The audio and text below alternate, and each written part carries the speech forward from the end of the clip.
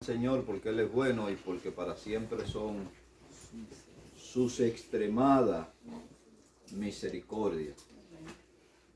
Uno de los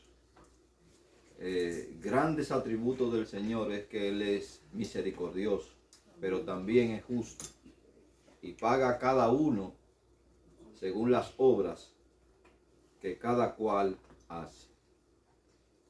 Damos gracias al Señor desde aquí, desde la iglesia Cristiana Los de Berea. Saludamos tanto a los hermanos presentes como a los hermanos y amigos que nos escuchan por este medio de comunicación, y damos gracias al Señor por este medio, porque nos permite llegar hasta sus hogares, llegar hasta el lugar donde ustedes están ahora mismo, ya sea en un lugar de trabajo, ya sea viajando o sea caminando, aquellos que tienen estos artefactos que nos permiten estar constantemente comunicados. Damos gracias al Señor por todo esto. Amén. Bien, hermanos, lo prometido es deuda, y como nosotros venimos analizando desde el capítulo 8 del libro de los Hechos, venimos analizando bajo el tema un encuentro provechoso. Esta sería la parte 6 o continuación 6 bajo este tema. Y no solamente hemos estado analizando el hecho de la expansión del Evangelio y cómo llegó el Evangelio a Samaria y la circunstancia en que llegó el Evangelio a Samaria, sino que también estamos analizando varios puntos importantes que hay en este capítulo 8. También nos dimos cuenta, hermano, desde el principio que el Evangelio en su principio no fue llevado a Samaria por Felipe, sino que podemos ver al Señor Jesús allí en el capítulo 4 del libro de Juan, extendiendo esa mano de misericordia y extendiendo ese mensaje de reconciliación de los samaritanos con su Señor. También hemos visto, hermano, que en el verso 6 del capítulo 8 aparecen allí unas señales que hemos venido, hermano, enumerando y hemos venido diciendo de una forma categórica que esas señales que aparecen allí, que estaba haciendo el Espíritu Santo por medio de Felipe, eran las señales que estaban asignadas desde un principio para los apóstoles. Eso no quiere decir, hermano, que el Señor no pueda obrar de una forma milagrosa por un miembro del cuerpo de Cristo que no sea, que no tenga un llamado extraordinario, por así decirlo. Vemos aquí, hermano, que de lo común del cuerpo el Señor utiliza para hacer estas señales. Ahora bien, hemos señalado que estas señales, hermano, eran específicas para la iglesia del primer siglo, y en este caso, hermano, para los apóstoles y profetas de ese primer siglo. Ahora vemos aquí, hermanos, que hay 3 ejemplos en las Escrituras que nos hacen ver a nosotros y nos hacen entender que Dios también utiliza a los miembros de su cuerpo para hacer milagros, aunque no eran dados, hermano, ni son dados para toda la iglesia. Vemos en el caso de Felipe, que es el primero que encontramos en el libro de los Hechos. Luego vamos a ver en el caso de Bernabé, y después vamos a ver en el caso de Sila. Son las 3 personas que se mencionan, hermano, en el Nuevo Testamento o en el Segundo Testamento, por lo cual Dios ha obrado ciertas señales o ciertos prodigios, ciertos milagros. Fuera de ello, no hay ningún miembro de la iglesia del primer siglo, del primer siglo que se realicen estos milagros. Y hemos reiterado una y otra vez, hermano, que el don de sanidad era específicamente para los apóstoles y profetas de esa primera iglesia del primer siglo. Ahora, hermano, hay otras sanidades que se han efectuado y se van a seguir efectuando en el trayecto de vida de toda la iglesia, que es efectuada, podríamos decir, a través del don de fe o a través de la fe. Si bien es cierto, cuando usted toma cualquier libro del Segundo Testamento, excepto el libro de los Hechos, en ninguna de los escritos de Pablo, ninguno de los escritos en el caso de Santiago, ninguno de los escritos de Juan, ninguno de los escritos de Pedro, y así sucesivamente, hermano, con excepción del libro de los Hechos, usted ve que ninguno de ellos hacen reiteración sobre o hacen énfasis sobre los aspectos de sanidad. Ellos hacen énfasis en el caso del apóstol Pablo y sus epístolas en el poder de poder escuchar la palabra de Dios que nos condiciona de tal forma, y esa palabra de Dios crea en nosotros fe. Por eso dice, por el oír viene la fe, pero por el oír la palabra de Dios. La reiteración está categóricamente, hermano, afirmada en la palabra de Dios. Ningún predicador, apóstol, profeta del Nuevo Testamento reitera los aspectos de milagro o hace un énfasis en esto como que esto es extremadamente esencial para la vida de la iglesia. Ahora bien, nosotros encontramos en el libro de Santiago, y eso lo vimos la semana pasada, en el capítulo 5, verso 14 y verso 15 del capítulo 5 de Santiago, dice así: hay una recomendación, hay un llamado a la iglesia, hay un llamado a la cristiandad, y Santiago lo expresa de esta forma. Si dice capítulo 5, verso 14, ¿está alguno enfermo entre vosotros? Llame a los ancianos de la iglesia y oren por él, ungiéndole con aceite en el nombre del Señor Jesús. Y la oración de fe salvará al enfermo, y el Señor lo levantará. Y si hubiese cometido pecado, le serán perdonados. Fíjese aquí, hermano, el llamado que Santiago hace a la iglesia, o hace a los ancianos de la iglesia, o le hace a los miembros de la iglesia. ¿Está alguno de ustedes enfermo? Santiago no está descartando que Dios sigue operando la sanidad en el cuerpo. Santiago no descarta eso, es todo lo contrario. Santiago afirma la sanidad en el cuerpo. Ahora, ¿por medio de quién va a ser la sanidad? No por medio del don de sanidad.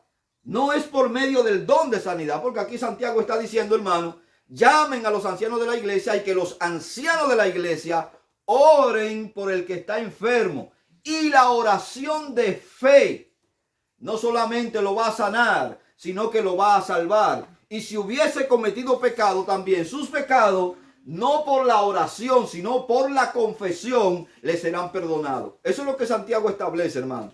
Ningún libro del Nuevo Testamento o del Segundo Testamento ratifica el hecho de los dones o hace énfasis en que van a existir entre nosotros milagreros o que el don se ha extendido hasta la iglesia de hoy. Tuvo su efecto, hermano, en el primer siglo, y eso nosotros lo vamos a ver a través, hermano, de toda la historia de las Sagradas Escrituras.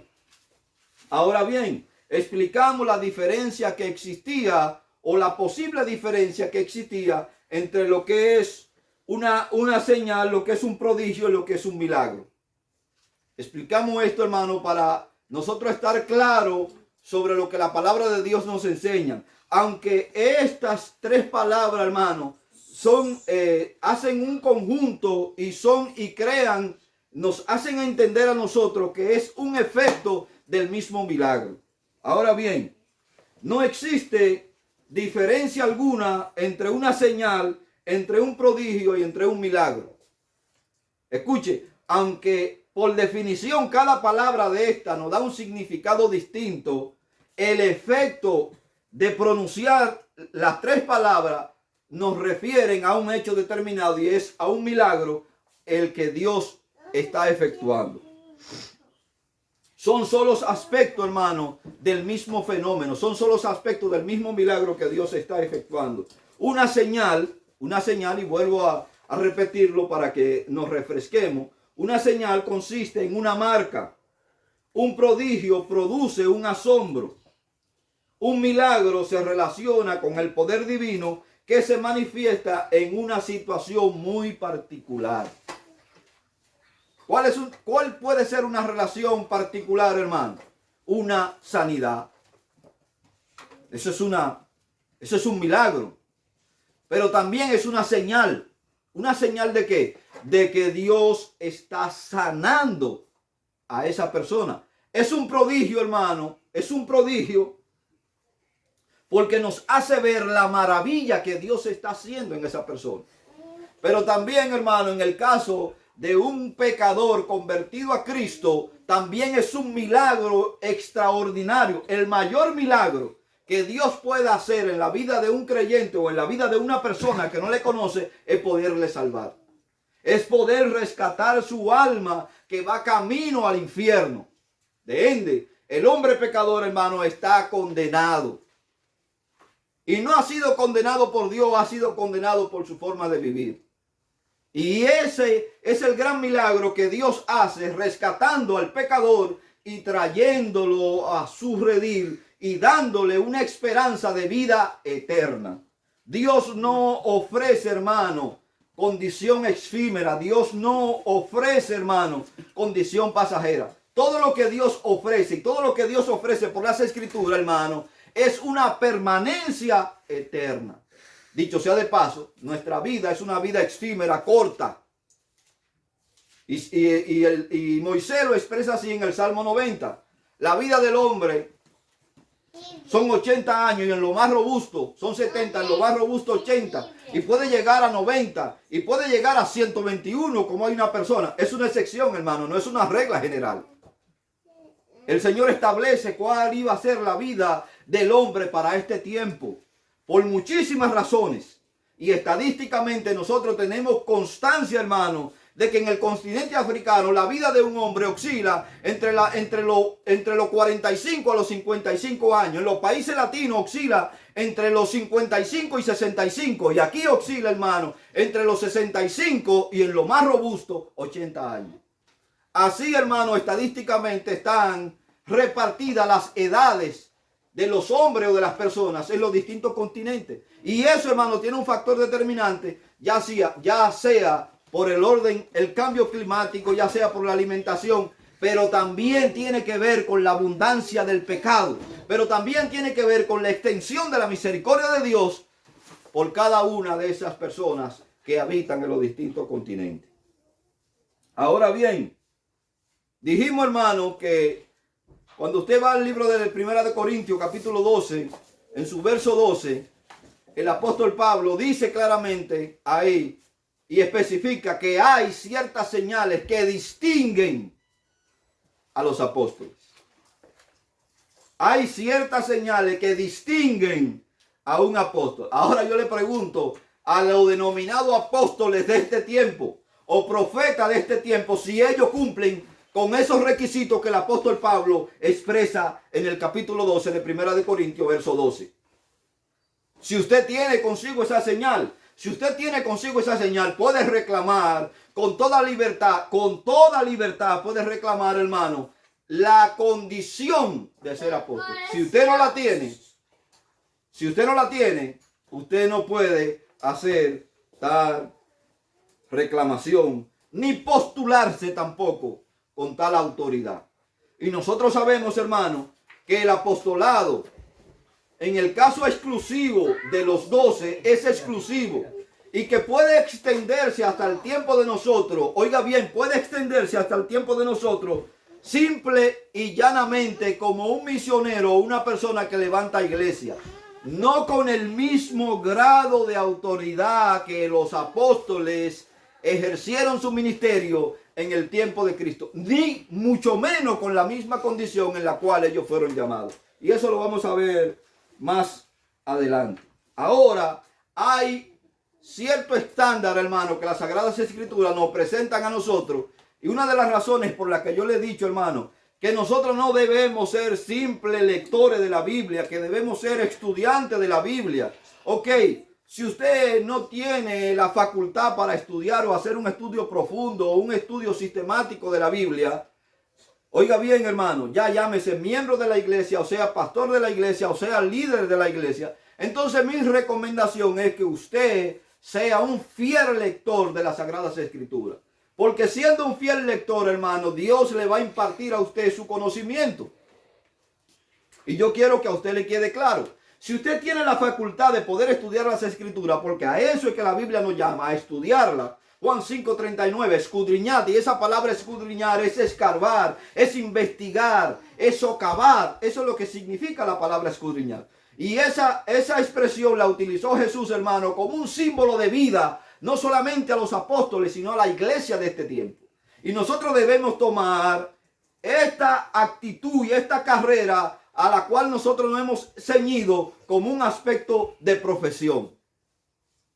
Usted no se gradúa en la universidad de un título, a usted no le dan un título en la universidad hasta que usted no concluye los estudios necesarios para que le den o lo titulen con X determinada profesión. Si usted una profesión dura 10 años y dura 8, 9, no le van a dar el título hasta que usted no concluya. De tal forma, hermano, que nosotros debemos tomar el cristianismo en esos mismos parámetros, en esos mismos aspectos de profesión. Si no puede estudiar las Escrituras, léala. Mi recomendación es que la lea constantemente. Y ese es el mandato. Ahora, la Biblia, hermano, presenta ciertos parámetros para que nosotros nos guiemos por ello. Cuando Jesús apareció, y eso lo vimos la semana pasada, en Juan capítulo 3, verso 2, vimos a Nicodemo hablar con Jesús y hacerle un señalamiento sobre algo determinado. Sabemos que tú has venido de Dios porque nadie puede hacer las cosas que tú haces. Y ese fue el mismo respaldo, hermano, que tuvieron los apóstoles para certificar que Cristo era el Mesías prometido y para certificar, hermano, que el Mesías le había transmitido a ellos no solamente el poder para transmitir la palabra, sino que también esas señales lo iban a seguir a ellos. Y eso nosotros lo vemos en el capítulo 16 del libro de Marcos, en el verso 20. Y las señales seguían a los apóstoles, no los apóstoles a las señales. No, la iglesia no perseguía las señales, las señales seguían a la iglesia fundante en ese tiempo. Gloria sea el nombre del Señor. Amén. Ahora bien, estos dones milagrosos fueron parte de la credencial de los apóstoles como agente con autoridad por parte de Dios. Él, el Señor, hermano, al establecer la iglesia, su función es de esta manera lo confinó, es decir, los dones que el Señor dio y esas señales que el Señor prometió, confinó de una manera categórica a los apóstoles como una parte fundante para la iglesia. Y eso usted lo puede ver en el libro de Efesios, capítulo 2, verso 20. Gloria sea el nombre del Señor. Quiero hacer, hermano, una reiteración que ni los apóstoles, ni Jesús, ni en ninguna de las cartas del apóstol Pablo, ni en ninguno de los escritores del Nuevo Testamento o del Segundo Testamento, se hacen milagros, hermano, como un aspecto de exhibición. Se hace un milagro como un aspecto de vender un nombre o de vender una marca. No, hermano. Todos los milagros que se efectuaron allí, todos los milagros que Jesús efectuó, los efectuó, hermano, por dos razones. Una para crear fe y la otra para fortalecer la fe de aquellos que estaban acudiendo a él. Gloria sea el nombre del Señor. Aleluya. Ahora bien, hermano, yo quiero que usted vea conmigo por un momento, antes de entrar a las 3 razones de por qué el evangelio no se expandió de una forma vertiginosa en el tiempo apostólico. Yo quiero, hermano, que veamos por qué los milagros en las Sagradas Escrituras. Yo quiero que veamos por un momento esto. Y yo quiero que a usted le quede por sentado, hermano, y quiero que le quede claro. Dios es soberano. Dios sana a quien Él quiere, cuando Él quiere y por medio de quien Él quiera. Eso es incuestionable. Dios sigue siendo Dios y Dios sigue teniendo autoridad sobre las enfermedades y sobre la vida de cada uno de sus hijos. Oiga bien, y las Sagradas Escrituras nos prometen a nosotros constantemente sanidad. Pero la sanidad no depende de nosotros, depende de Él. La sanidad depende de Él. Pese a que Dios nos ha dado por las Escrituras parámetros, hermano, para que nosotros mantengamos nuestro cuerpo sano. Oiga lo que yo le estoy diciendo. Por las Escrituras Dios nos ha dado parámetros para que nuestro cuerpo se mantengan sano y no tengamos que recurrir a pedir una sanidad. Y usted va a decir, hermano, ¿y cómo es eso? Le voy a mencionar solo un ejemplo. Cuando usted va al libro de Levítico, que están ahí todos los sacrificios, el Señor le dice al pueblo de Israel cómo tiene que alimentarse. Oiga lo que le está diciendo. El Señor le prohíbe un sinnúmero de cosas que ellos no deberían comer. Y usted dice, pero es que a mí me gusta la carne de cerdo. Bueno, usted se la puede comer. Usted puede comer toda la carne que usted quiera. Oiga bien, pero nosotros sabemos, hermano, que la carne de cerdo es una carne totalmente contaminada. Y que la carne de cerdo produce un parásito que usted le da 2000 grados de fuego, la calcina la carne y el parásito sigue vivo, que es la triquina. Pero también es cierto, hermano, que la carne de cerdo dura de 48 a 72 horas para ser digerida por el aparato digestivo. Quiere decir que aunque todos los alimentos que usted se come sufren un proceso de putrefacción, hermano, mientras el estómago lo digiere, la carne de cerdo dura de 2 a 3 días, dando vuelta, hermano, en el estómago, de tal forma que al estómago se le hace difícil digerirla. Quiere decir, hermano, que la toxina que va a soltar va a contaminar su cuerpo. Pero como usted es lo que dice, oh, todo lo que se ponga en la mesa con oración es santificado. Hermano, con oración es santificado. Porque usted está dando gracias al Señor. Pero eso no lo va a librar a usted de la contaminación que su cuerpo va a recibir. Y yo quiero que estemos claros en ese sentido.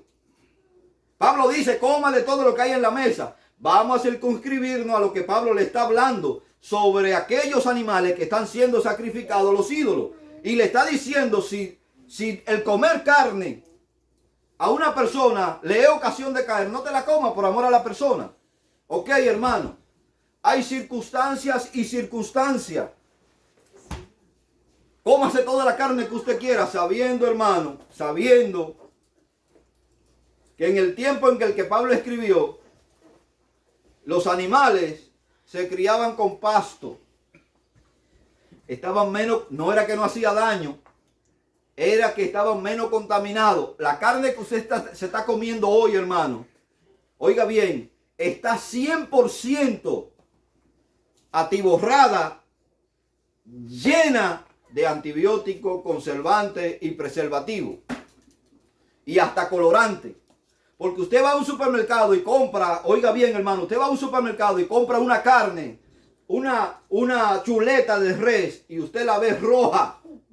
¿Quién le ha dicho a usted, hermano, que cuando la carne se abre o se mata la vaca, la sangre no destila, la carne queda blanca, pero sin embargo usted la ve en los supermercados roja? ¿Qué es lo que le mantiene ese color rojo, hermano? Es un arsénico que le meten para mantenerle el color rojo. Y ese arsénico es asesino, hermano, es un veneno. Y cada vez que usted consume carne de cerdo, carne de vaca o carne de toro, carne de buey o de caballo, de la que usted quiera, usted está consumiendo arsénico y está matando el cuerpo. De tal forma, hermano, y yo no le digo de la carne de pollo, porque ahora un pollo en 15 días se lo convierten en un pavo. Usted me va a decir qué carne que usted está comiendo. Es solamente razonar. Es solamente ubicarnos en el tiempo. El Señor da unos parámetros, hermano, para que nosotros podamos y sepamos alimentarnos correctamente. Y nos enseña cómo debemos razonar. En 15 días le convierten un pollito así, hermano, en un pavo así, que se alimenta a una familia. Sin embargo, usted coge, hermano, pese a que los ligamentos del pavo son bien fortalecidos, porque según tengo entendido, son criados a la forma antigua, según tengo entendido, no sé si es cierto, pero usted coge, hermano, un pollo de eso, oiga bien, coja un pollo que se cría en un patio, caminando y picando, ejercitándose, y dígame, y vaya ahora a despegarle el muslo, para que usted vea la presión que tiene que hacerle, porque ese pollo ha crecido, hermano, en un ambiente natural, alimentándose naturalmente, y todos sus ligamentos y todos sus tendones, pese a cómo usted lo cocine, van a estar fortalecidos y a usted le va a costar desmembrar el muslo del cuerpo. Sin embargo, estos pollos que usted se come, no hace falta que usted haga ningún tipo de esfuerzo, porque desde que lo mete a la olla, o lo sofríe, o lo fríe, o lo hierve, automáticamente se despega solo. Quiere decir que usted lo que está comiendo es antibiótico, preservativo, colorante, hormona. Y usted ve las niñas, hermano, y ve los muchachos de hoy, en los países centroamericanos, hermano, y en los países latinos, quizás no, porque no estamos tan bombardeados, pero aquí usted ve niños con 14 años y con 15 años que parecen familia de Goliat. Parecen familia de Goliat y parecen hasta luchadores de sumo. Y usted dice, ¿y qué pasa aquí? ¿Qué es lo que pasa aquí? Es la tanta comida dañina que nosotros estamos ingiriendo que nos está matando lentamente. Ahora, hermano, yo quiero que usted no se vaya por un momento de lo que le estoy hablando. Y le estoy diciendo de la forma que la Biblia nos dice a nosotros que debemos alimentarnos. Yo no le estoy diciendo que usted sea vegetariano totalmente, hermano. Eso es un asunto personal. Cada uno vela por su salud. Ahora, yo lo que le estoy diciendo, que al velar por su salud y al invertir en su salud, usted va a tener menos probabilidad de decirle a Dios que lo sane. Dios quiere que usted tenga el conocimiento sobre estos aspectos para que no esté haciendo oraciones innecesarias. Eso es lo que la palabra de Dios nos enseña. Ahora, usted se va al libro de Daniel y por dos razones Daniel prefirió no comer la comida del rey. Una porque era dada o sacrificada a los ídolos y otra porque no era parte, hermano, de la forma de comer judía. Y decidió comer legumbres. Yo no le estoy diciendo que coma hoja. Pero si bien es cierto, cómase toda la hoja que usted pueda y todo el grano que usted pueda. Cómalo sin preguntar. Y su cuerpo va a estar sano. O va a estar lo más sano posible. Ahora, hermano, ¿por qué los de los milagros? En la Biblia hay 4 etapas. En la Biblia, hermano, hay 4 etapas. ¿Por qué yo le estoy dando a entender esto, hermano? Para que usted entienda que el don de sanidad que operó en la iglesia del primer siglo no está operante hoy.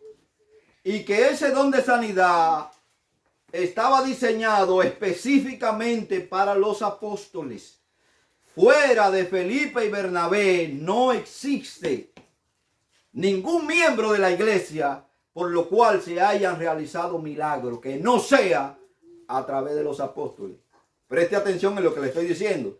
Y ahora lo voy a llevar a razonar sobre esos 4 tiempos en lo que estos milagros o estas señales se manifestaron en las Escrituras. Si usted tenía una multitud, hermano, como la que nosotros tenemos hoy aquí, que nos están escuchando, ¿cuál era el estándar o cuál era, hermano, el promedio para nosotros poder distinguir sobre predicadores y no predicadores? El estándar para la iglesia primitiva, hermano, eran los milagros. Por eso era tan necesario los milagros en el tiempo primitivo. Porque eran los milagros los que estaban certificando que la predicación, hermano, que la predicación que estaba haciendo era una predicación que venía de Dios. Palabreros siempre han existido, mentirosos siempre han existido, religiosos siempre han existido. De ende, cuando Pablo llegó allí a Corintio, ¿cuánto Dios se encontró? Y ahora voy a coger a al Dios no conocido. Porque habían cientos de dioses, hermano, que la gente siempre ha ido a rendirle culto. ¿Cómo yo voy a saber cuál es el verdadero Dios que está allí o el que está siendo pregonado? Los milagros van a seguir la predicación. Y esa predicación va a ser dada por los apóstoles. Y esa es la señal. Ahora vamos a ver los periodos de milagro en las Sagradas Escrituras. Vaya conmigo al libro de Éxodo, capítulo 7, verso 3.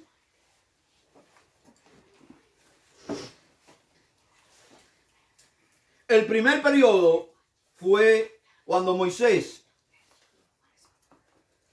No vemos, hermanos, oiga bien, no vemos en la era de los patriarcas, fuera de los milagros creativos de Dios, y eso le hablo de la naturaleza, o ese milagro de preservación de Dios ante el diluvio que tiene que ver con Noé.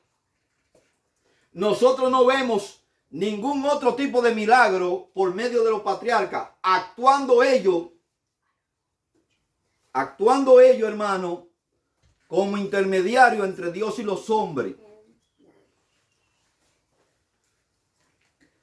No vemos milagros en el Génesis, vemos milagros en el libro de Éxodo. Y ahora vamos a ver las razones por qué. ¿Y por qué son los milagros necesarios, hermano? ¿O fueron necesarios en el tiempo de Moisés?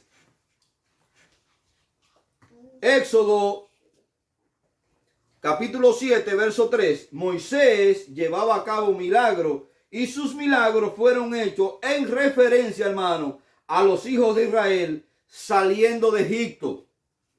Y yo endureceré, dice el Señor, y yo endureceré el corazón de Faraón y multiplicaré en la tierra de Egipto. Oiga bien cómo lo expresa el escritor. Mis señales y mi maravilla. Tiene dos palabras que aparecen igual.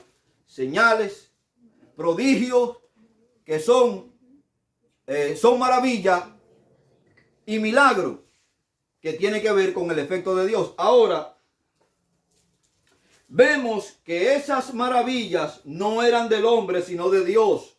Y Dios dice, yo lo voy a hacer en referencia a Egipto. ¿Por qué en referencia a Egipto, hermano? Dios tenía que hacer esa maravilla. Ahora, acuérdense de la palabra que Jesús dice. Si el ladrón cuando viene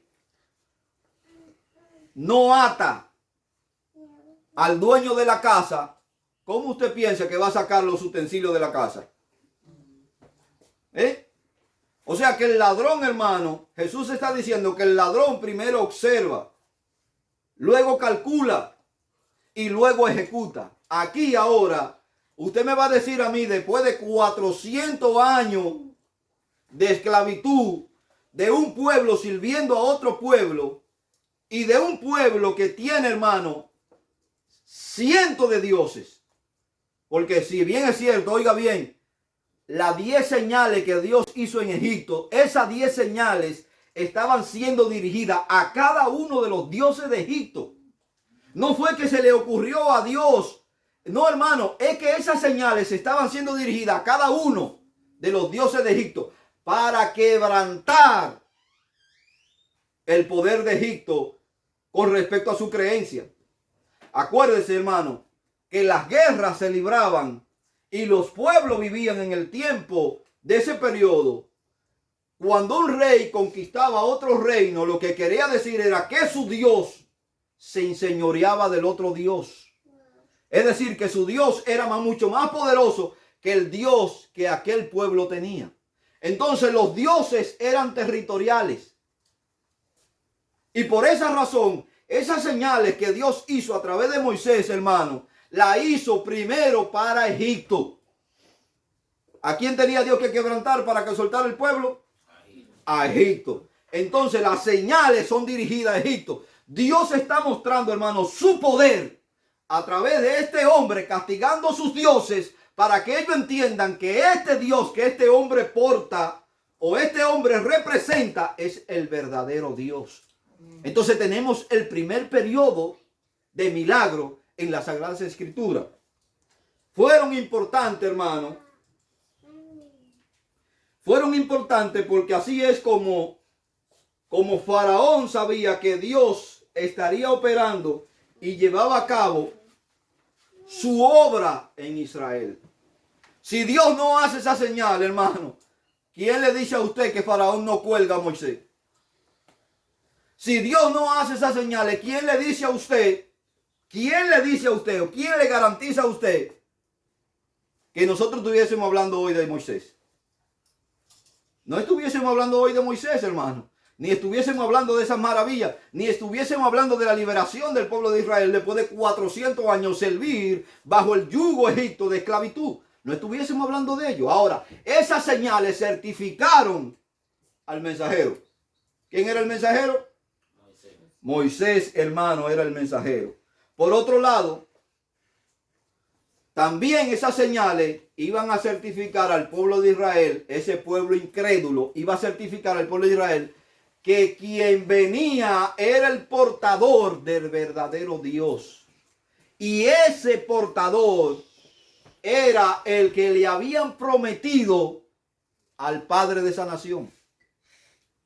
Y usted dice, ¿cómo así? Sí, hermano, porque Dios le dice a Abraham, tu descendencia va a descender, va a ir a otro sitio y serán esclavos durante 400 años, pero yo le visitaré y lo traeré de vuelta aquí. El pueblo de Israel, hermano, que es un pueblo de tradición oral, había transmitido de hijo, de padre a hijo y de hijo a hijo, oiga bien, durante generaciones todo este conocimiento. Y el pueblo de Israel sabía que Dios iba a enviar un libertador. Ahora, ¿cómo iban ellos a distinguir este libertador si estas señales no se hacían? ¿Cómo voy yo a saber cuál es? Por eso usted encuentra, hermano, y es un patrón, hermano, esto es un patrón. Por eso usted encuentra en el libro de Isaías, en el capítulo 9, en el libro de Isaías, en el capítulo 52, en el libro de Isaías, hermano, que se habla de todas las señales que el Mesías iba a hacer. Y es un patrón que Dios está diciendo. Cuando vean estas señales sobre esta persona, el Mesías habrá de venir de esta forma. Y Cristo manifestó todas esas señales, hermano, porque es un patrón. Dios utiliza los patrones para que nosotros podamos entender la finalidad de la obra de Él. Y nosotros debemos entenderlo de esta forma, hermano. Entonces los milagros certificaron a Moisés como un líder de Dios. Y esta, hermano, no es una regla inviolable. Desde Moisés hasta el segundo periodo de milagro. Oiga bien, hermano, todo lo que nosotros recorremos. Oiga bien, desde Moisés. Ahora usted dice, Moisés murió allí en el monte Nebo. Y luego ahora el pueblo de Israel entra a Jericó. Pero nosotros no vemos ninguna señal. La señal que nosotros vemos de respaldo a Josué son que los muros se caen. Pero nosotros no vemos ni plaga ni portento que eran declaradas. Josué no declaró, hermano. Y cuando yo le hablo de declarar, hermano, era declarar la palabra de Dios. Cada vez que una plaga iba a ser enviada a Egipto, Moisés tenía que agitar la vara o Moisés tenía que declarar la palabra que Dios le daba. Ahora, no vemos más milagros en estas condiciones hasta, oiga bien, el tiempo de Elías y Eliseo, que es el segundo tiempo. Aquí encontramos, hermano, el segundo patrón. El siguiente periodo fue el periodo de Elías y Eliseo. ¿Por qué yo le miento a Elías y Eliseo, hermano? Porque estos hombres tuvieron que ver con señales que ellos pronunciaban, con cosas que ellos hacían. Claro, bajo la autoridad de Dios, bajo la guianza de Dios, Dios la efectuaba a través de ellos para certificar que ellos eran los elegidos de parte de Dios para guiar al pueblo de Israel. Ahora bien, de nuevo, la razón fue porque Israel necesitaba saber quién era Dios. ¿Por qué Dios utilizó a Elías? Primero, ¿por qué Dios utilizó a Moisés? Porque Israel necesitaba, tanto Egipto como Israel necesitaba conocer al verdadero Dios. Ahora, ¿por qué Dios está haciendo estas señales a través de Elías y Eliseo? Porque era necesario, hermano, que el pueblo de Israel volviera al Dios verdadero. Por esa razón, ahora,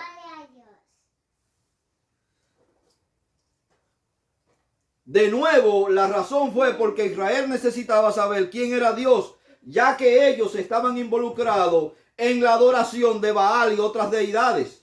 Y necesitaban oír la palabra de Dios y necesitaban ver milagros para saber que Dios estaba con ellos. Es decir, los milagros que ellos iban a ver le iban a identificar que Dios estaba con aquel que pronunciaba la palabra para que el milagro fuera efectuado. Es decir, Dios iba a certificar por medio de un milagro la palabra que esos siervos iban a hablar.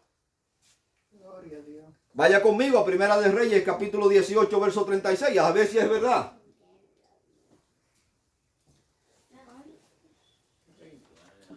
Primera de Reyes, capítulo 18, verso 36, nos dice, hermano: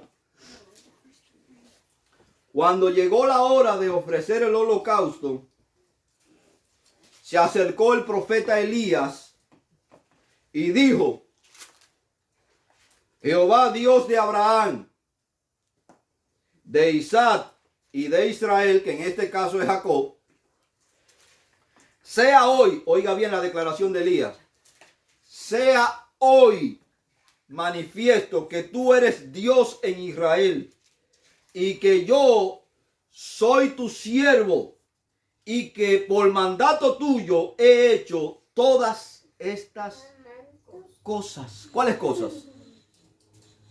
¿Cuáles cosas fue la que hizo Elías? Que se fue donde acá y le dijo: mira, no va a llover más. Y no de orgullo le estoy dando por el pecho, hermano. Elías no dijo así, es una forma. Elías le dijo: oye bien, no va a llover más si no es por mi palabra. Así le dijo Elías acá: no va a llover más sobre esta tierra si no es por mi palabra. Dios, hermano, estaba utilizando a Elías como portavoz de su mensaje. Dios estaba utilizando a su mensajero y estaba hablando por medio de su mensajero. ¿Y qué pasó? Santiago dice: y la tierra no produjo, hermano, ni lluvia, no llovió sobre esta tierra por 3 años y medio. Aunque Reyes dice por 3 años y Santiago dice por 3 años y medio. No hay aquí una discrepancia, hermano. Eso se lo explico después. Ahora bien, hermano, por 3 años y medio la tierra no recibió una sola gota de agua del cielo. Pero por medio de quien Dios pronunció esa palabra, por medio de Elías. Quiere decir que Dios estaba certificando la realidad de su mensajero, la aprobación de su mensajero por medio de ese milagro. Y ahora Elías está diciendo esto, hermano: cuando llegó la hora de ofrecer el holocausto, y allí estamos, hermano, posiblemente estamos aquí en el monte para ofrecer el sacrificio. Y se acercó el profeta Elías y dijo: Jehová, Dios de Abraham, de Isaac y de Israel, sea hoy manifiesto que tú eres Dios en Israel y que yo tu siervo, y que por mandato tuyo he hecho todas estas cosas. Usted se acuerda de, usted asocia esa palabra mandato. Asocia esa palabra mandato. Fue lo que Jesús le dio a los discípulos. Las señales que estaban haciendo los apóstoles, hermano, eran unas señales mandatorias para probar que el mensaje de quien se estaba dando era realmente el Mesías de Israel. Por eso le estoy diciendo, hermano, y siempre le he dicho, la palabra de Dios mantiene un hilo de exactitud y de hecho desde el libro de Génesis hasta el libro de Apocalipsis. No hay hechos aislados. Quizá usted no lo encuentre, pero están ahí. Y esa es la razón, hermano, por la que Dios tiene su verdad diseminada por todas partes. Dios puede utilizar, hermano, al pastor más preparado y Dios puede utilizar al pastor menos preparado. Ahora, el pastor menos preparado no quiere decir que no sea un hombre que no busque a Dios. No quiere decir que no sea un hombre que no se interese por la palabra de Dios. Si se interesa por la palabra de Dios, Dios le va a enseñar ese hilo conector que conecta, hermano, todos los hechos de las Sagradas Escrituras para que pueda alimentar a su congregación. Y esa es la misión, hermano, del pastor: llevarlo a usted a buen pasto y enseñarle a usted, hermano, ese hilo conector que hay en todas las Sagradas Escrituras. Ahora bien, hermano, ¿cómo fue que Dios lo dio a conocer? ¿Cómo Dios dio a conocer a Elías? Cuando usted analiza la historia de Elías, Elías aparece de repente. Es de repente que él aparece.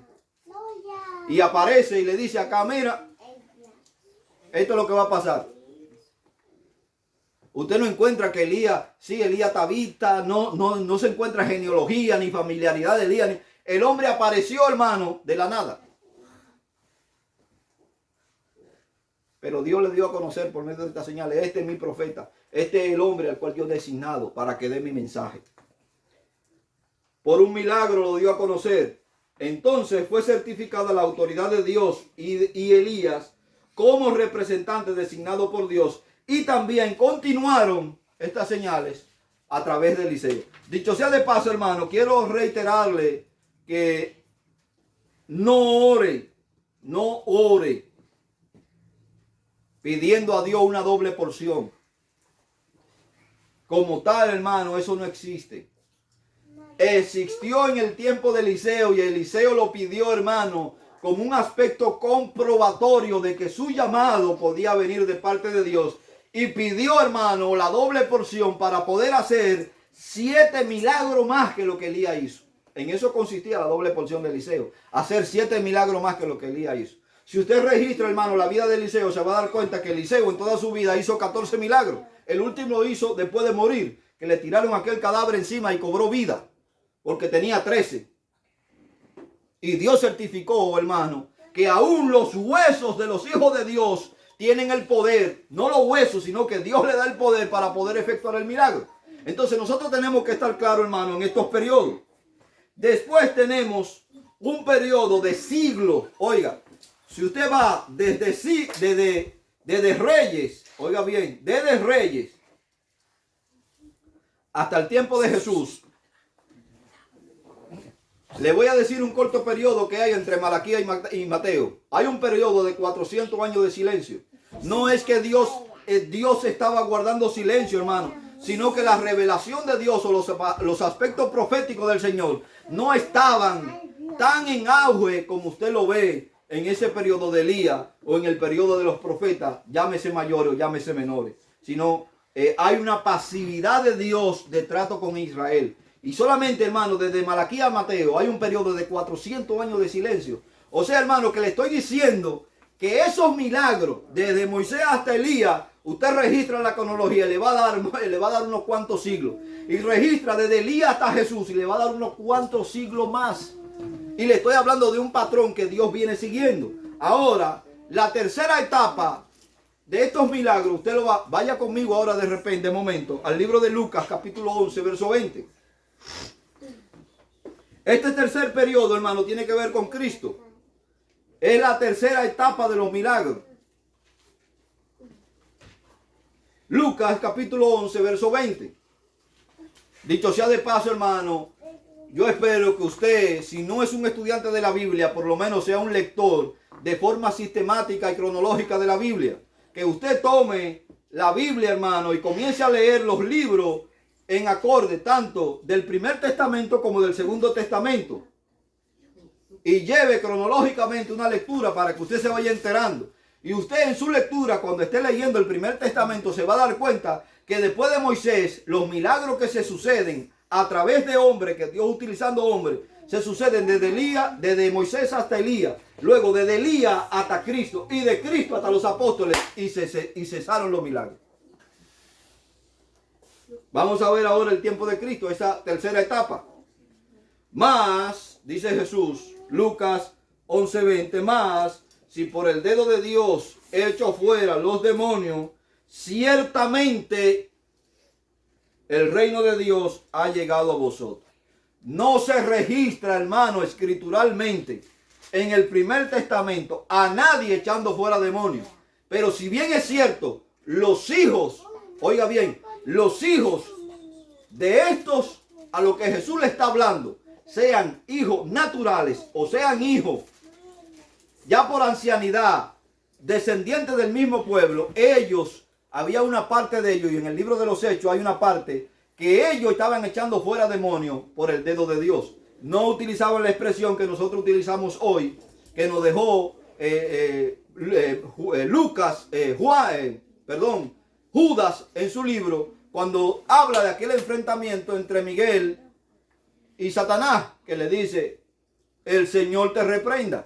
De ahí entonces nosotros comenzamos a utilizar el nombre del Señor como aspecto de autoridad para reprender los demonios y reprender a Satanás.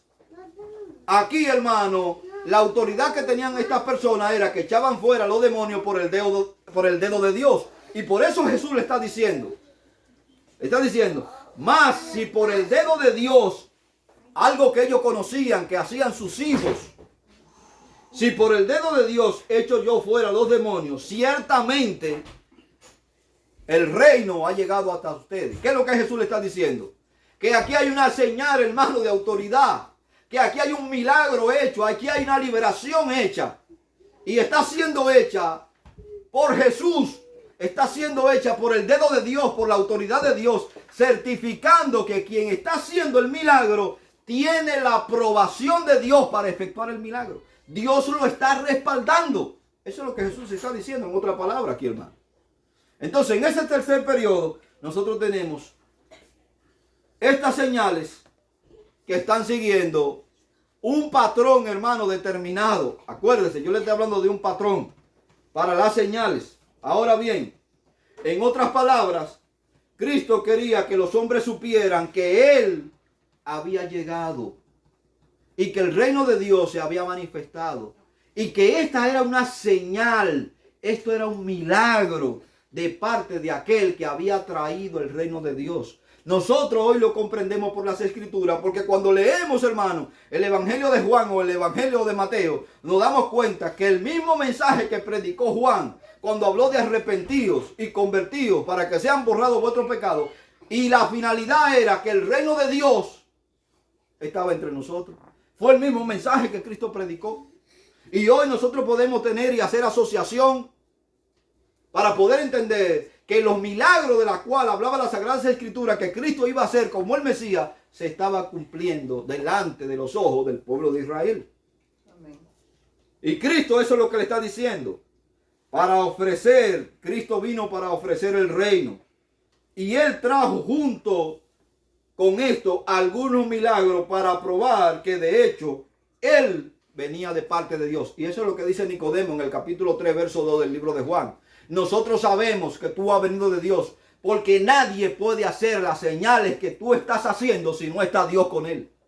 Certificado, hermano, por Nicodemo, escrito por Juan. Nadie puede hacer las señales que tú estás haciendo si no está Dios con él. Entonces tenemos aquí el tercer periodo de por qué los milagros son extremadamente necesarios. Y fueron necesarios en esas distintas épocas o etapas de la vida, no solamente del cristianismo, sino del pueblo de Israel, hermano. Los milagros que Cristo hizo certificaron su persona, certificaron el ofrecimiento del reino. Y los milagros de los apóstoles certificaron que Jesús había sido hecho el Mesías. Él era el Mesías prometido. Acuérdese que Elías está diciendo, ¿qué dijo Elías?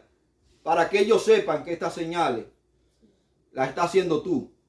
Esta señal, Jesús le prometió a los discípulos que estas señales, Marcos 16 en adelante, estas señales seguirán a los que creen en mi nombre. Pero ¿con quién está hablando? Está hablando de forma directa con los discípulos. Hechos capítulo 1, verso 8, pero recibiréis poder cuando haya venido la plenitud del Espíritu sobre vosotros y me van a ser testigos. ¿Dónde? En Jerusalén, en Samaria, en Judea y hasta lo último de la tierra. A ellos, hermanos, gloria sea el nombre del Señor. Ahora tenemos, hermano, la cuarta etapa, el cuarto periodo de señales, de prodigios y de milagros, podríamos llamarlo así. Los apóstoles de la primera iglesia, esos fueron los que dieron, ellos dieron, hermano, el testimonio. Escuche bien, dieron el testimonio a los incrédulos, el testimonio de que Dios hablaba a través de ellos. Ahora, en cada caso fue para los incrédulos. Ahora yo le pregunto, cuando Dios mandó a Moisés, ¿lo mandó a una nación creyente? No, hermano, lo mandó a una nación idólatra, una nación que no creía en el Dios verdadero. Y Dios mandó a Moisés a hacer esas señales a un pueblo incrédulo, a dos pueblos incrédulos, hermano. Cuando Elías, Dios certificó, hermano, y le mandó la señal a un pueblo que había endurecido su corazón contra Dios, a un pueblo incrédulo, idólatra. Y cuando Jesús vino, hermano, vino a un pueblo y hizo las señales para un pueblo incrédulo que terminó llevándolo a la cruz. Claro, no todo el pueblo rechazó a Jesús, como algunos quieren decir. Ahora, el sistema religioso y político de su tiempo sí rechazó, hermano, categóricamente a Jesús. No el pueblo de Israel completo, como se suele decir. El pueblo, el sistema religioso y político rechazó a Jesús. Porque grande multitud, hermano, cuando Jesús iba camino a Jerusalén, grande multitud era los que seguían al Señor. Y que sabían, en su vociferación, decían, este es el Hijo de David. O sea que ellos estaban reconociendo que Cristo era el que venía para ocupar el trono de David, su padre. Quiere decir que no todo el pueblo, hermano, rechazó al Señor, pero el sistema religioso era un sistema incrédulo a la verdad de Dios. Ahora, en cada caso fue para un incrédulo. Israel y Egipto, incrédulo. Dios necesitaba certificar los milagros o certificar a través de los milagros. En Egipto, Faraón no creyó. Los milagros fueron para certificar la existencia de Dios. En el segundo periodo de Elías y Eliseo, hermano, de nuevo Israel en la incredulidad y la adoración de Baal. Los milagros vinieron para probar la palabra de Dios al incrédulo.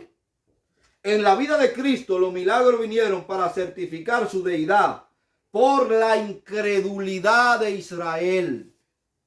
Yo espero, hermano, que le quede claro que todos estos periodos, estos 4 periodos que la Biblia nos habla, los milagros fueron efectuados para la vida del incrédulo. Y usted puede preguntar ahora, hermano, ¿y cuánto incrédulo? Hoy hay más incrédulos que cuando la iglesia primitiva. Pero hoy, hermano, tenemos la comprobación.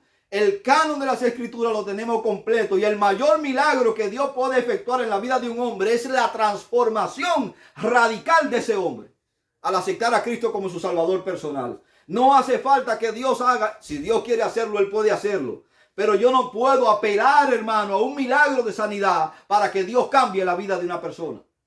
Yo no puedo apelar a eso.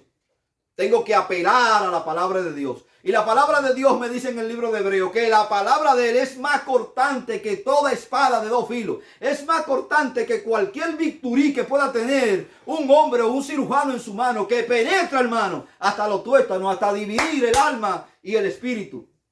Y llevar al hombre al conocimiento de la palabra de Dios. Eso es lo que la Biblia me enseña. No hay nada más veraz que la palabra de Dios. No hay nada más transformador que la palabra de Dios.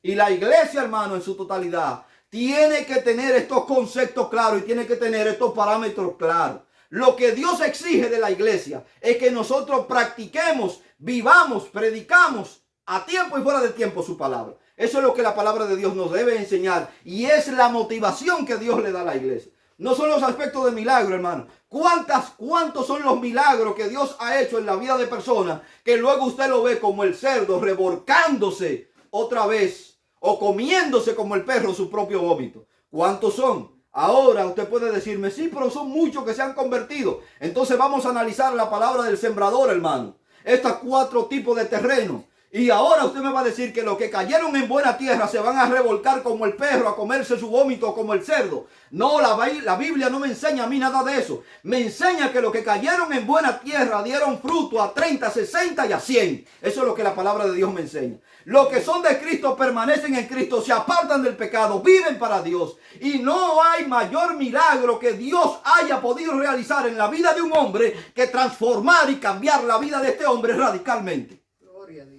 Eso es lo que la Biblia enseña, hermano.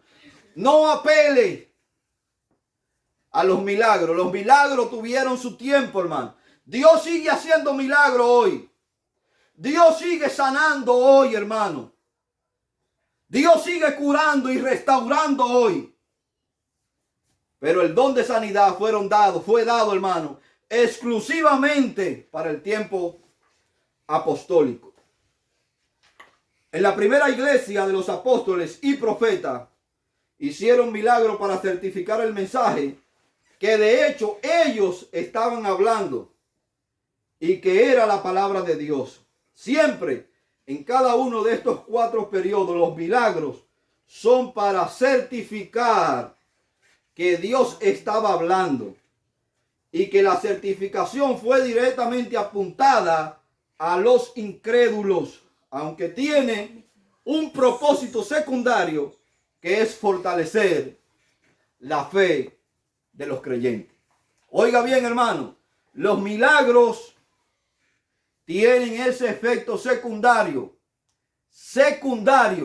que es fortalecer la fe del creyente. Los milagros que Dios pueda hacer hoy a través de la sanidad o cualquier tipo de milagro que Dios pueda hacerlo, hermano, simplemente para fortalecer su fe.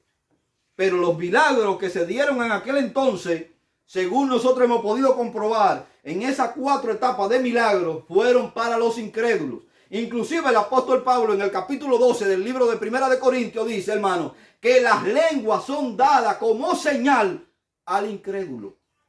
Ahora le estoy hablando del don de lengua, que no es existente en este tiempo, hermano. Y eso nosotros lo vamos a comprobar posteriormente. No es existente en este tiempo.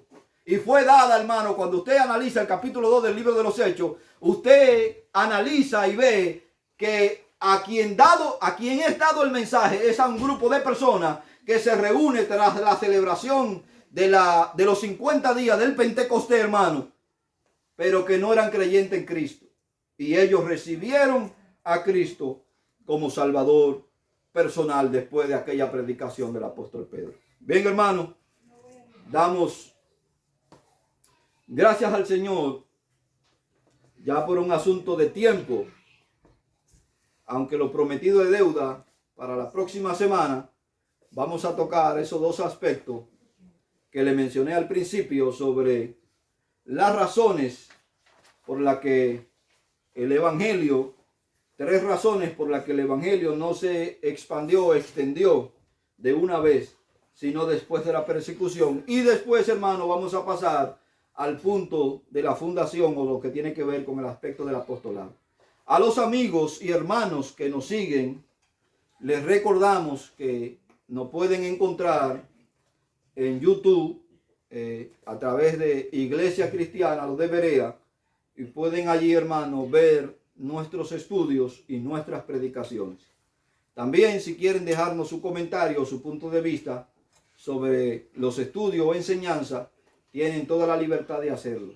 Si quiere que los mensajes y estudios bíblicos te entren automáticamente, solamente tienes que suscribirte y darle clic a la campanilla y automáticamente te entrará la notificación. Agradecemos a la cantidad de hermanos y amigos que nos escuchan y nos ven por este medio, a la cantidad de hermanos que también están orando por esta gran congregación sobre la Iglesia Cristiana Los de Berea. Dios le bendiga y Dios le guarde en el nombre poderoso de nuestro Señor y Salvador Jesucristo.